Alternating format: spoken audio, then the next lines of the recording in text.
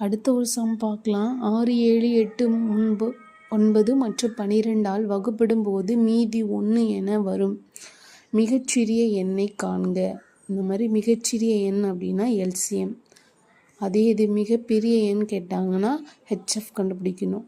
இப்போது இந்த 5க்கு நம்ம எல்சிஎம் கண்டுபிடிக்கலாம். 6 எனக்கு எடுத்துருக்கான், 7, 8, 9, 12. இப்போ 3ஆல் போடலாம். 2, 7, 8, 3, 4. அடுத்து 2ஆல் போடலாம். 1, 7, 4, 3. அடுத்து 2. அடுத்து 2ஆல் போடலாம். 1, 7, 2, 3, 1.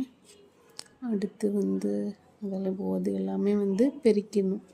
3, 6, 6, 2, 12, 12, 2, 24, 24,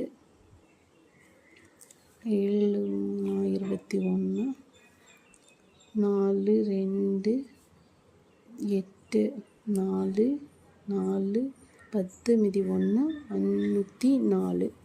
இப்போ இந்த மீதி 1 கொடுத்துருக்காங்களா, அப்போது 504 தான் நம்மளுக்கு மீட்சுமா கிடச்சிருக்கு.